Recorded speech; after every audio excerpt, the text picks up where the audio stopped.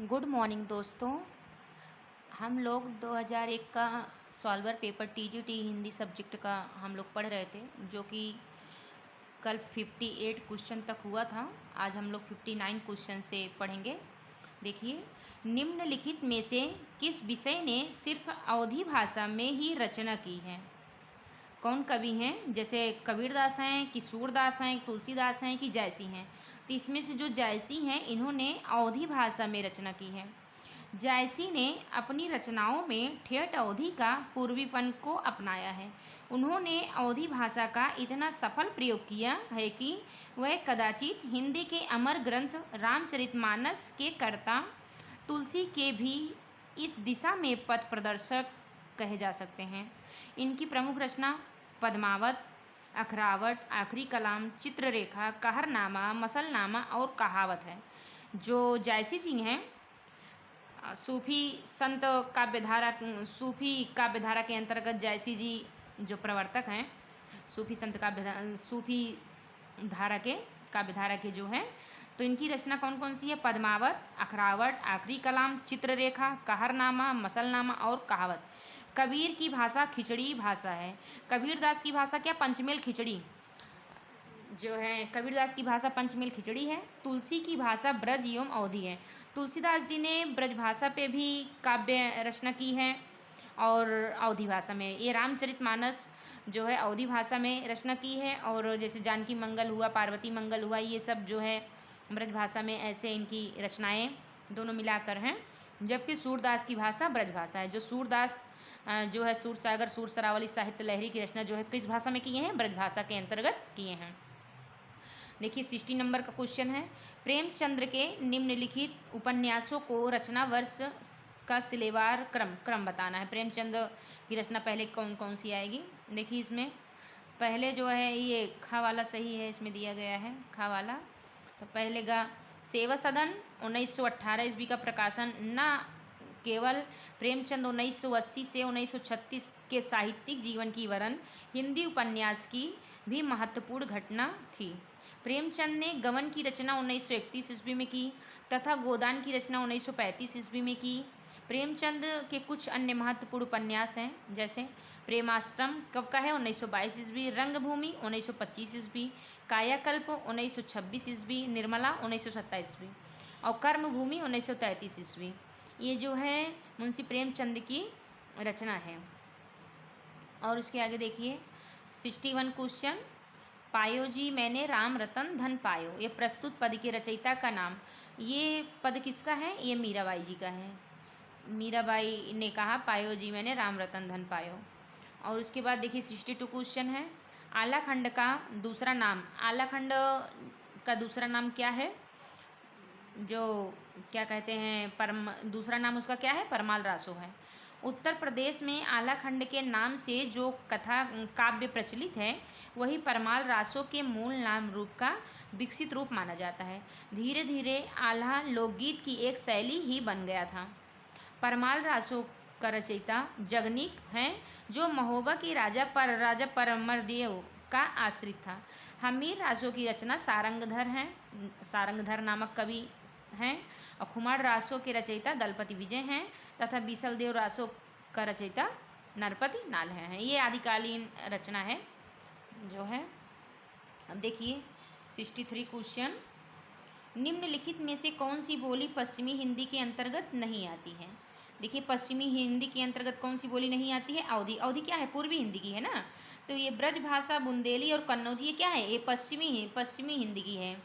देखिए हम जानेंगे अवधी भाषा क्या है। अवधी बोली पूर्वी हिंदी के अंतर्गत आती है। जो अवधी बोली है ये पूर्वी हिंदी के अंतर्गत आती है। यह मुख्य रूप से उत्तर प्रदेश में बोली जाती है। अवधी भाषा कहाँ बोली जाती है? देखिए लखनऊ क्षेत्र, इधर जो है रायबरेली जो है यहाँ पर अवधी भाषा बोली जाती है, उत्तर प्रदेश में बोली जाती है। पूर्वी हिंदी के अन्य बोलियों में बघेली मध्य प्रदेश में तथा पश्चिम छत्तीसगढ़ी मध्य प्रदेश एवं छत्तीसगढ़ में बोली जाती है। जो है पूर्वी हिंदी के अंतर्गत वैसे भी अवधी, बघेली, छत्तीसगढ़ी तीनों आती है। तो इसमें जो है छत्तीसगढ़ी जो है कहाँ बोली जाती है? मध्य प्रदेश एवं छत्तीसगढ़ में बोली जाती है। पश्चिमी हिंदी के अंतर्गत आने वाली बोलियाँ कौरवी, अर्थात खड़ी बोली। कौरवी को हम क्या कहते हैं? खड़ी बोली के नाम से भी जानते हैं। हरियाणवी, इसको हम बागरू के नाम से भी जानते हैं। दक्षिणी ब्रजभाषा, बुंदेली तथा कन्नौजी, ये किसके अंतर्गत आएंगी? ये पश्चिमी हिंदी के अंतर्गत आएंगी। और पूर्वी हिंदी के अंतर्गत कौन कौन सी आएंगी? अवधी, बघेली, छत्तीसगढ़ी, 3 बोली उसके अंतर्गत आती है। उसके बाद ये 4 बोलियां जो हैं कौरवी, हरियाणवी, दक्षिणी ब्रजभाषा, बुंदेली और कन्नौजी, ये जो 4-5-6 बोलियां हैं किसके अंतर्गत? पश्चिमी हिंदी के अंतर्गत आएंगी। देखिए 64 क्वेश्चन। अधिकांश साहित्य इतिहासकारों के अनुसार हिंदी के प्रथम कवि कौन हैं?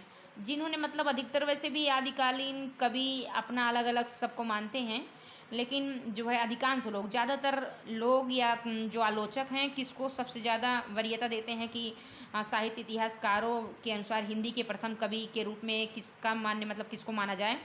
और तो सब अलग अलग, कोई स्वयंभू को मानता है तो कोई सरपाद को मानता है, सरपा जिसको बोलते हैं हम लोग। तो देखिए इसमें सरहपा सही होगा, इनको सरहपा के नाम से भी जाना जाता है। तो पाद लगाने का इन लोगों में जो है सिद्ध साहित्य में पा लगाकर जो है सरहपा, जैसे सिद्धपा और कढ़पा, ऐसे करके इन लोग अपने नाम के आगे जो है पा जोड़ते थे। तो देखिए इसका व्याख्या हम बताते हैं। अधिकांश साहित्यकारों के अनुसार हिंदी के प्रथम कवि का नाम सरहपाद है। जो डॉक्टर नगेंद्र द्वारा संपादित हिंदी साहित्य का इतिहास में सरहपाद को हिंदी का पहला कवि स्वीकार किया गया है। राहुल साकृत्यायन ने 7वीं शताब्दी के सरहपाद को हिंदी का प्रथम कवि स्वीकार किया है। सरहपाद ने दोहा और पदों की शैली, इन्होंने जो है देखिए सब लोग कहते हैं यहाँ जाकर जब क्या कहते हैं जब भक्ति काल आया वहाँ पर तुलसीदास जी ने जो है दोहा और पद की शैली अपनाई। दोहा अधिकतर दोहा चौपाई पद जो है तुलसीदास के द्वारा कहा गया है, लेकिन ऐसा नहीं है। देखिए आदिकाल में भी जो है दोहा पद लिखे जाते थे। जो है सरहपा, देखिए सरहपाद को हिंदी का प्रथम कवि स्वीकार किया गया है। उसके बाद देखिए सरहपाद ने दोहा और पदों की शैली अपनी कविता में अपनाई थी। जो है सरहपाद जो कविता या जो लिखे हैं, काव्य रचना की है, तो जो है उसमें दोहा और पद की शैली अपनाए हैं। यह शैली बाद के सभी हिंदी कवियों ने परंपरा के रूप में अपनाई है। हिंदी मुक्तक काव्य में दोहा सबसे अधिक प्रिय छंद है। मुक्तक काव्य आप जानते होंगे, देखिए प्रबंध काव्य होता है, खंड काव्य होता है और मुक्तक काव्य होता है।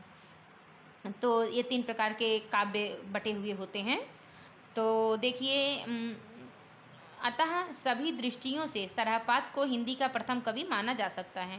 मतलब अधिकतर आलोचक जो है सरहपा को ही पहला कवि कहते हैं, तो इसलिए प्रथम कवि के रूप में हम किसे देखेंगे? सरहपाद को देखेंगे। देखिए 65 क्वेश्चन। खड़ी बोली हिंदी में सर्वप्रथम रचना करने वाले कवि का नाम है। खड़ी बोली में जो सर्वप्रथम रचना किए थे, क्या नाम है उनका? अमीर खुसरो। अमीर खुसरो जो गज़ल वगैरह लिखते थे, ये देखिए इनके अमीर खुसरो के बारे में हम लोग जानेंगे। अमीर खुसरो को खड़ी बोली हिंदी का प्रथम कवि स्वीकार किया जाता है। खड़ी बोली सर्वप्रथम कहाँ? आदिकाल में जो है अमीर खुसरो ने जो है लिखे थे गज़ल वगैरह, ये सब खड़ी बोली में किए थे।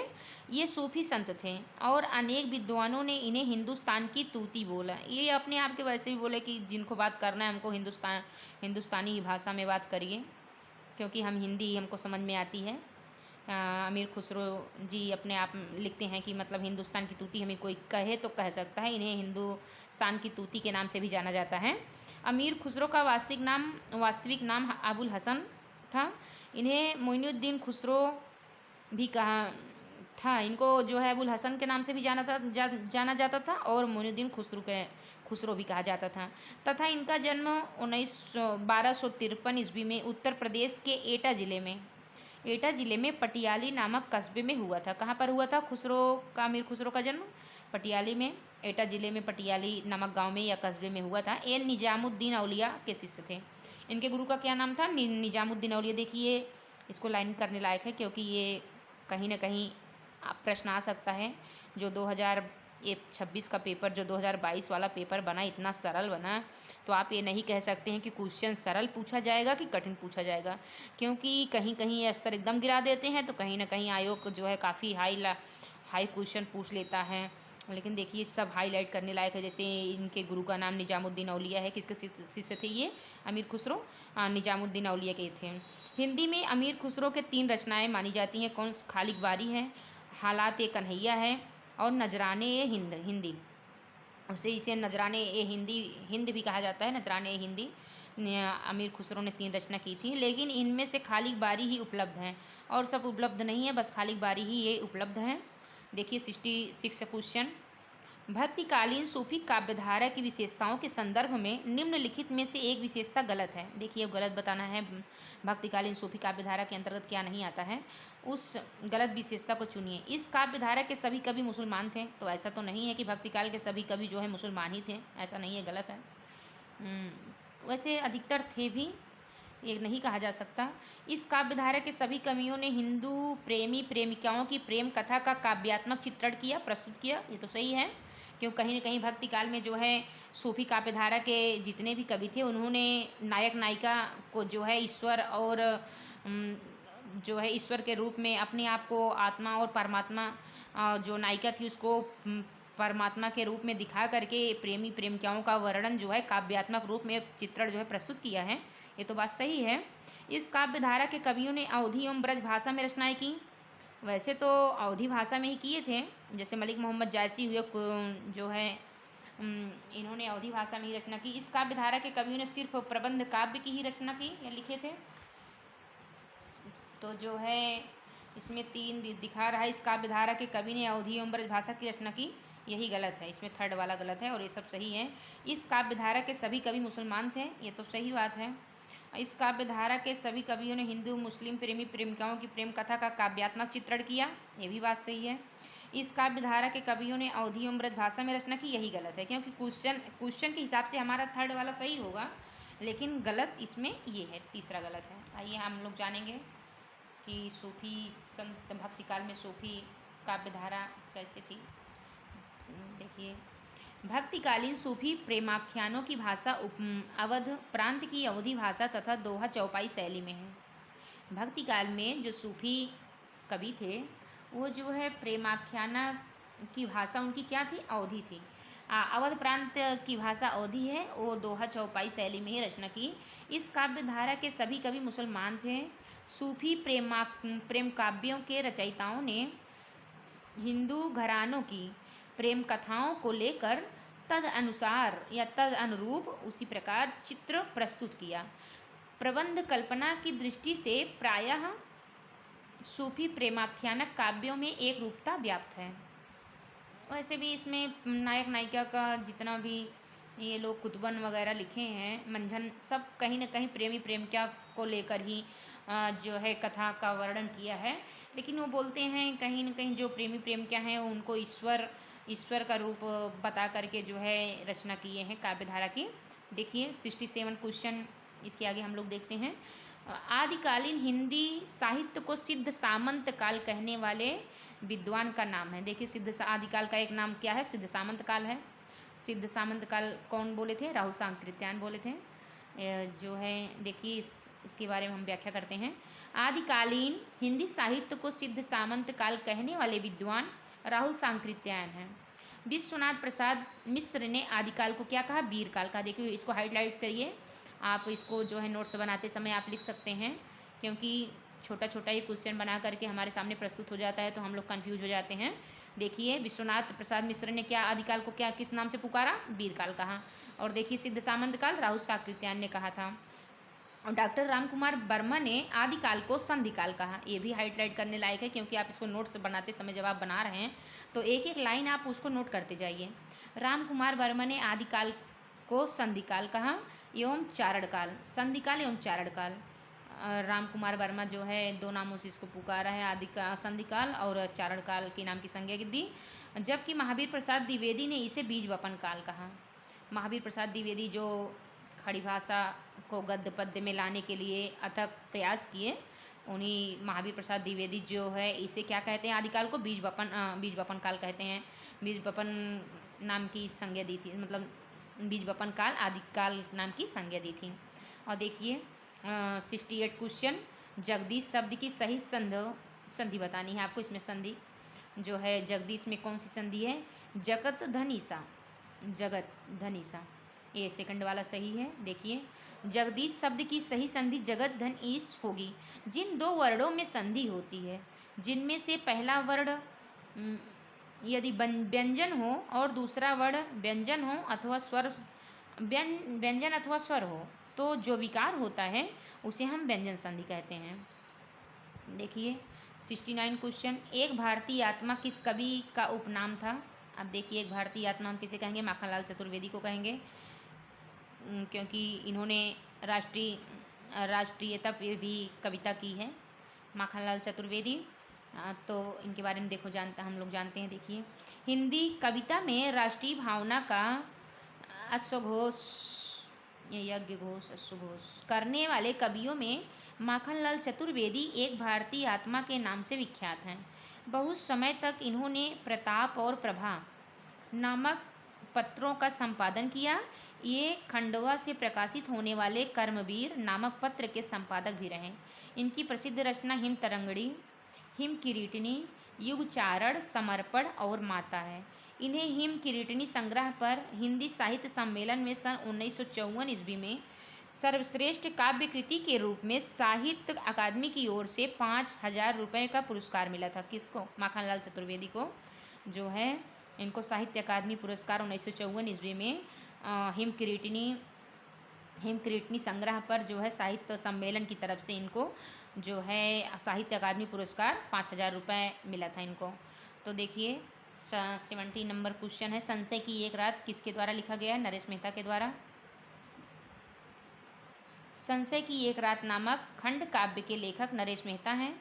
नरेश मेहता की प्रमुख काव्य कृतियाँ बन पाखी सुनो, बोलने दो चीड़ को, मेरा समर्पित एकांत, उत्सव, तुम मेरा मौन हो, आखिरी समुद्र से तात्पर्य, पिछले दिनों नंगे पैरों, देखना एक दिन और अरड़िया तथा महाप्रस्थान, प्रभात पर्व, शहरी प्रार्थना पुरुष खंड काव्य है। धन्यवाद। बस इसके आगे अब कल पढ़ाया जाएगा।